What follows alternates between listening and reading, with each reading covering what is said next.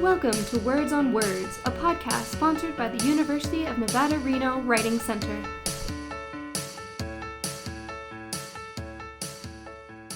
Hello, and thank you for joining us for another episode of Words on Words. I'm your host, Iris. I'm a master's student in the English program here at UNR. I'm joined today by Ash for today's episode. Ash, if you want to go ahead and introduce yourself. Hi, I'm Ash. I'm an international business student.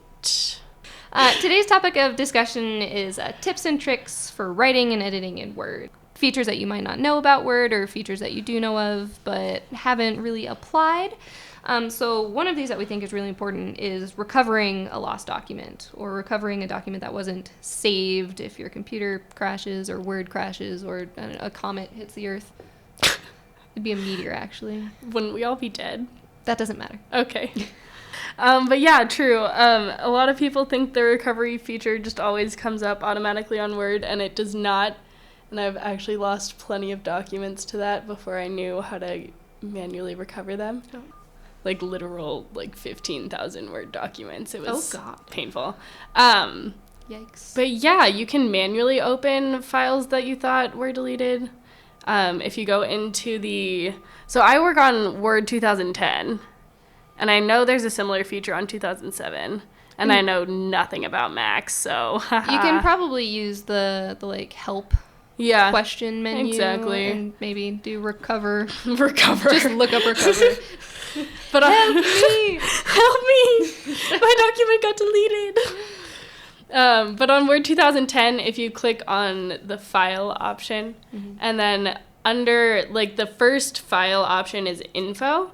And in that area, it says manage versions. And if you click on that, it'll bring you to anything you didn't save before your computer went down, sadness. went to sadness. Is there a time limit? If... I'm pretty sure it's because I currently have documents I didn't save, and I intentionally didn't save them. It's actually, so it's called Manage Document, and then you have to click on it, and it goes, Recover Unsaved Documents, right? Okay. So I have documents from yesterday and the day before that I did not save.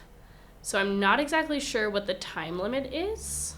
Okay, but it'll keep documents, if you've closed Word already, reopened it again and worked on something and closed it again. It's not like how it usually is if it encounters an error, it'll bring up, have you saved all these, and are these fine on that side menu? And that will only be that first time that you open Word, but these you can get to if you've already opened it. Or I've closed and opened Word 6 times in the last 24 hours, mostly because I'm indecisive. I usually just leave Word open all the time. I would, but I'm lazy. Wouldn't it not be more effort to close Word and but then I have things that are staring at me that need to get done. Oh. You learn to ignore them. I have successfully learned to ignore them. So that's a useful feature. One that I usually use in editing, and this has come in handy in actual job situations, is the find feature and find and replace. So typically that's going to be Ctl+F. I think on Macs it's the Command F, I think. Why do they have to do that, Just hold the command button and press all the buttons. Don't do that. No. Until the function comes up. But... So for find, at least in my creative writing classes, we highlight words that we overuse or words that we're not using correctly. I probably use really a lot. So you have a list of words that you use next to your computer. And before you submit anything, you'll use the search function to go through and look where you've used these words, how many times you're using them, and then you can edit that way. But the replace function is very helpful if you're doing formatting. So if in one journal that you want to submit to, et al. Has no period, but in another one, et al. Does have a period, you can use that replace function to simply look for all et al. Periods and replace with et al. No period. Or if you've spelled a word incorrectly the whole way through your paper, then you can correct that anyway. Personal experience? Potentially. Well, actually... What I've found is, especially for science papers, when Word doesn't recognize a lot of the words, you tend to ignore all of the red squigglies. And then you're like, oh, wait, I misspelled this the entire way through. So then something is actually misspelled, and you didn't realize that, and you have to go back and find a replace that way. So you don't have to read the whole thing looking specifically for that word, and that makes it very easy. Unless you really want to kill like an entire afternoon, then go for it. Yeah, I mean, if your heart's desire is to reread your paper specifically looking for like continuous, just that one word, then I mean, go for it. Yeah. But if your life doesn't have that kind of spare time available, then the find and replace function, super helpful. Track changes is also super helpful. Ooh, yeah. I was just thinking about that. I don't think many people use that. Like, use track changes. Yeah. Just do it. Because then, okay, so track changes. Track changes. Track changes. Can I talk about track changes? Yes, go for it. Okay, so there's a little button under your review section of Word, and it says track changes. And when you hit that button, Word will start tracking the changes that you make. So let's say like you deleted an entire paragraph and then later you decide you actually want that paragraph. In track changes, it just shows it with like a strike through. Mm-hmm. And red, I think. And red. And it'll show you like all of the changes you've made since you last saved the document, or like since you started working on it again. You can save it throughout and it'll show it with the track changes. Yeah. And you have to go through and accept all of the changes. So if you like decide later and you're like, oh, my little heart loves that paragraph actually, and I want to keep it, then you can just say deny or like do not accept change. Mm-hmm. And it'll just give you your entire paragraph back. I think I've always done that the old-fashioned way, where I just save like 7 versions of a draft, That's so I can extra. go back to. It was worse when I was at my previous job, where they did that for everything, and then other people edited stuff, so you didn't actually know what what it looked like, what draft we're supposed to be working on. So that was miserable. Well, especially if you're collaborating on something. Track changes is beautiful because you're like, oh hey, I edited this part. Don't it'll also show who edited stuff. It. Yeah. Edited. Yeah, it's beautiful. Do it. Use track changes. So, as a business major, you Yes. probably use Word a lot for business projects. So if you want to go ahead and talk about ways in which Word and I guess Excel may or may not work together. Yeah, I think like a huge part of my use of Word, other than to just like ramble on papers and whatnot, is a lot of my professors require that we have graphs and charts and shenanigans all up in that Word document. So using Excel and Word together is really not as hard as people think it is. I'm not going to go over how to make a graph in Excel. If you need help doing that, you can come track me down at the Writing Center though, and I'll show you. But Excel literally has like an export function that like you can export it straight in to a Word document. If you haven't started on a Word document yet, it'll open a new Word document. Or you can just save the chart as a picture, but that way, in that one, you can't edit the data and have it change. Mm-hmm. So you can save the chart as a picture and just post it into your Word document if you so desire to not ever change your data ever again. Or you can copy paste your chart, graph, whatever over. And the thing about Excel is that like when you change your data, it'll update the graph. In Word. Yeah. Like, well, throughout any of Microsoft's programs, when you change data in Excel, if you have that chart somewhere else, it'll update the graph. Yeah. If it's linked. If it's linked. So, like, if you save it as a picture, and then you put it in your Word, it's not going to change. So don't do that. That's not fun. Also, I don't remember what else I was going to say about businessy things. Editing images. Oh, yeah. I mean, like, you can do basic image editing on Word if you're, like, trying to create something that looks nice without having to, like, download other programs. I mean, you can crop, I think. You can crop, you can do filtery things, you can remove the background. You can, like, do fades and text fades and stuff like that. So if you're really adverse to owning Photoshop or something to that effect, you can make it work. You can make it work in Word. And also knowing text wrap. So that was our text wrap. Yeah. Desk discussion, where if the picture is moving and it's adding 17 pages and moving all your text to somewhere else, try a different text wrap. I recommend text wrap tight, which means it doesn't stick to a grid. You can kind of move it anywhere, and the text will go around it. If you want your text to be on the line before or after the photo. Like, you might use that for papers for class or something like that. There's an option where it can do that for you, and it'll take care of all those issues. So if you do want a picture of your graph and you want it to to just put your picture in your graph with a caption. Exactly. You can also caption photos. There are caption features in Word, which is neat.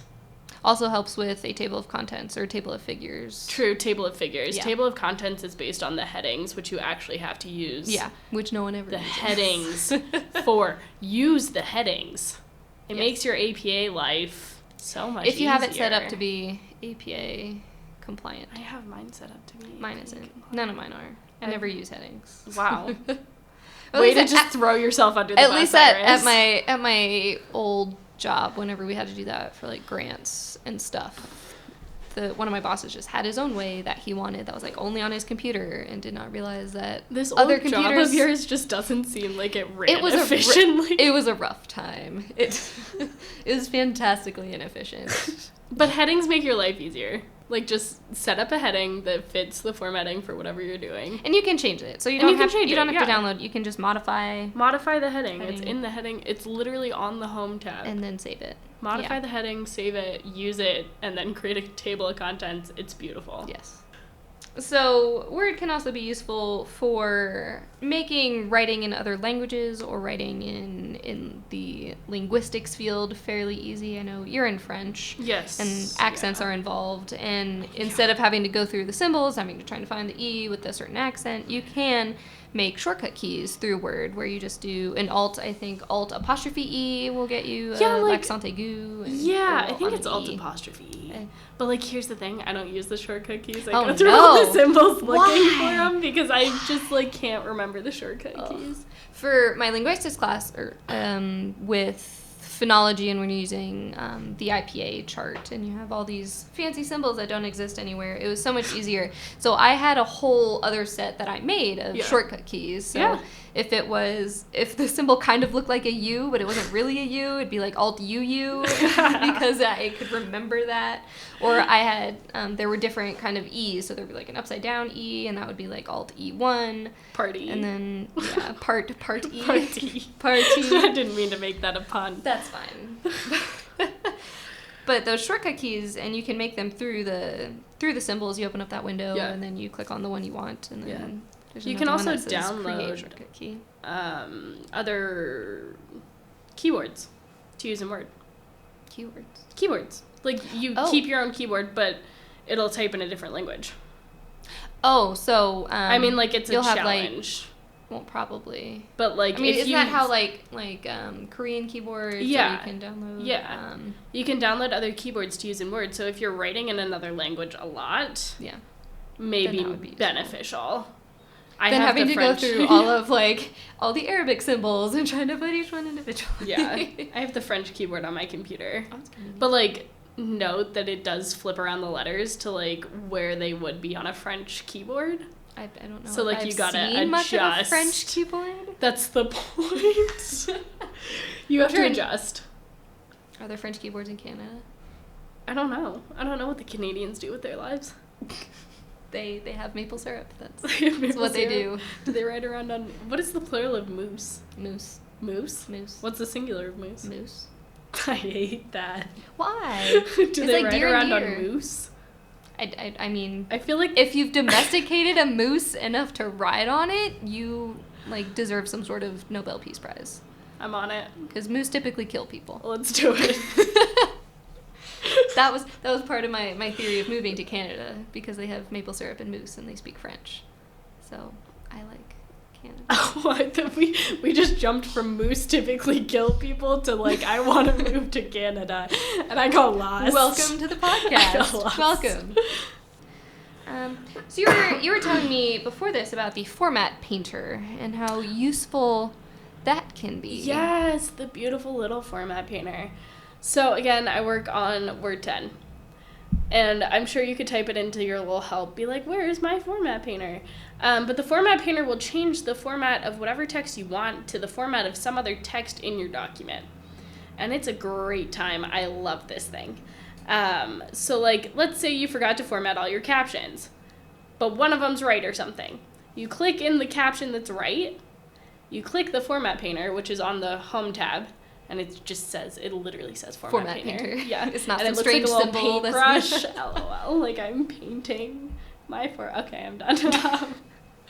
You click in the caption that you like, you click on the format painter, and then you highlight all the other captions? You can highlight all the other captions using the control function, so you can highlight one of them, use control, highlight the next, use control, or you can just highlight them individually, because I feel like that description of what I just said is going to confuse the crap out of some people, because it confuses people when I do it in front of them, so... Well, there's that too. There's just general things in Word that are going to be confusing. But yeah, the format painter is really, really useful. I was thinking about how, I mean, you could just do highlight all, just do Control A, but a lot of times Word will automatically put in extra space after or before a paragraph, and you'll have to delete that through you can also that spacing the spacing menu. So you could just do that, I don't know. You can do the spacing menu, or you could use the format painter if you really wanted to. If you want to. But like at the spacing menu is beautiful.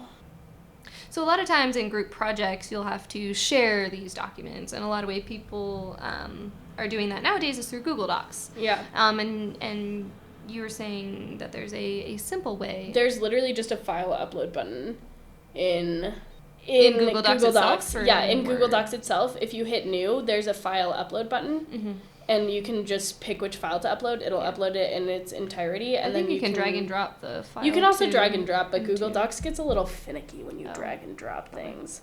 It's sassy. Does Word have a share feature yet? Or Word, I mean, like, you can export it as a PDF, but I'm pretty sure we do.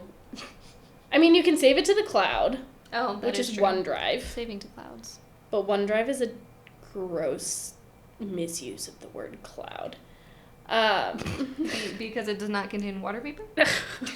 I don't like OneDrive. Okay. I'm vehemently opposed to OneDrive. That's fine. You can also email things and, like, save them as a PDF. I guess you can, like, post Word documents from Word, but, like, I don't know anybody that's ever done that, and I don't know about the functionality of that, so, like, this is why I say upload to Google Docs and then just set the sharing to whoever you need it to be. Fair enough.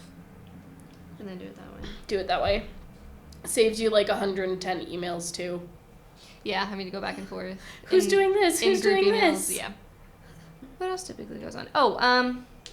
Something I noticed, at least in the newest version of Word, is that it's really pushy about your writing style. It's so pushy about concision. It's become super pushy. So I think it's the blue squiggle is where it has like a wording issue. Yeah.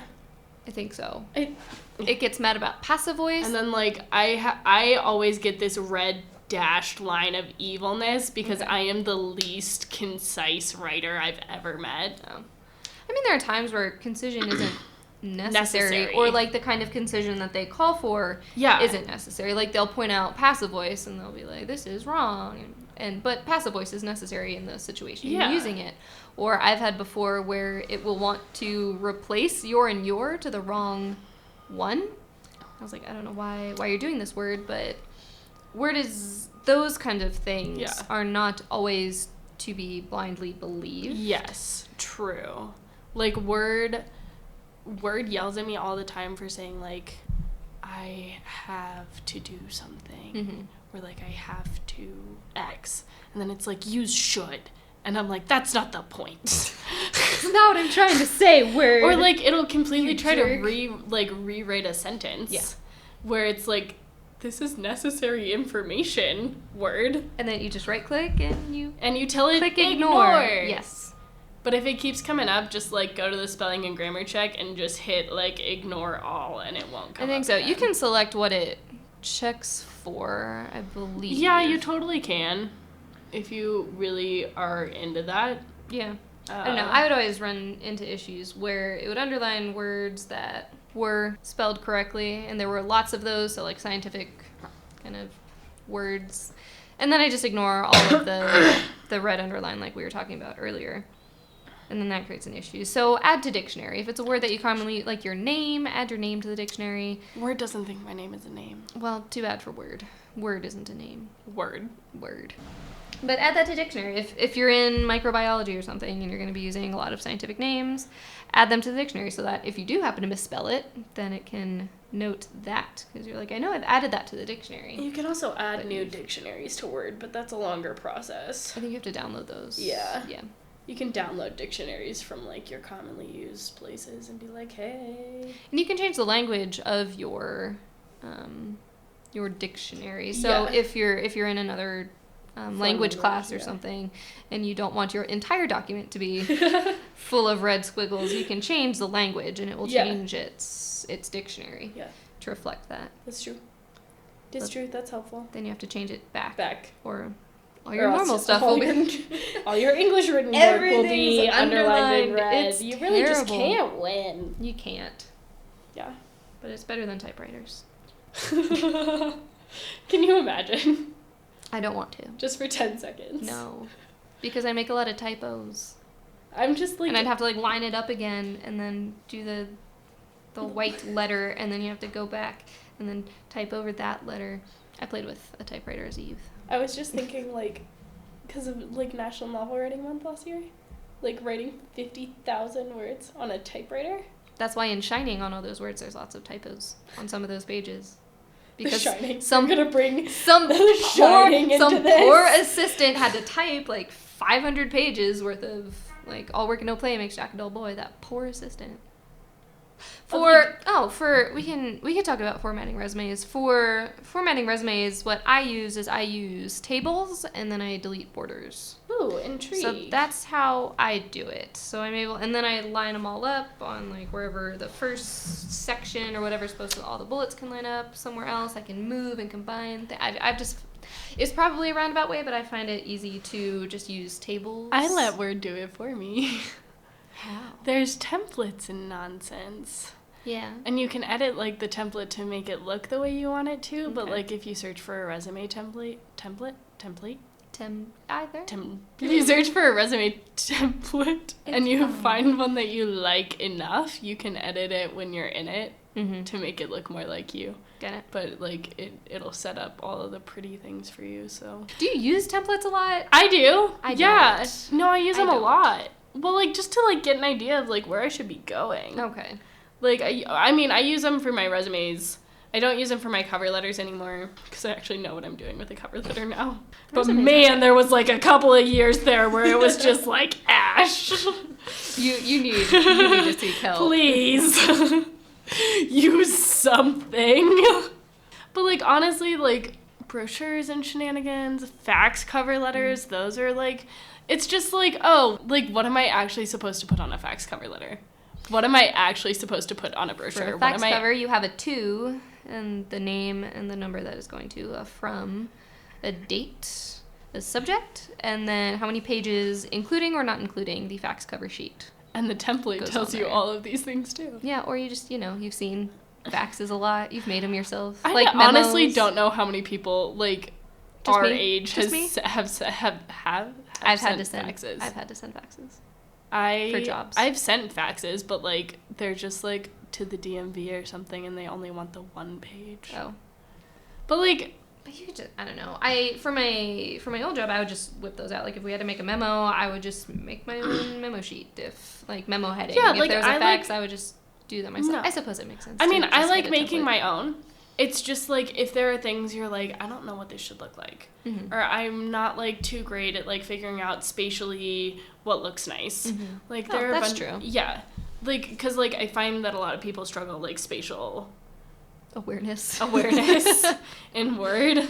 So like if you just use one of the templates, like it looks. That works too. It's like, oh, so I could put things like here and here and like spacey. And another thing I do, if I'm not using like a table setup and I'm having issues with those spacing things, I will change the font size between lines, which is probably a roundabout way of doing it. Yeah. But if I want a little bit more space between something, I'll make like a 5-point font and a space just in between those lines to make it more appropriate. Yeah. For my liking. I really hope no one looks at the actual back data of my resumes, because that is like crazy. That's our time for today's episode. Thank you for joining us. We hope you'll join us again at our next episode. Toodles.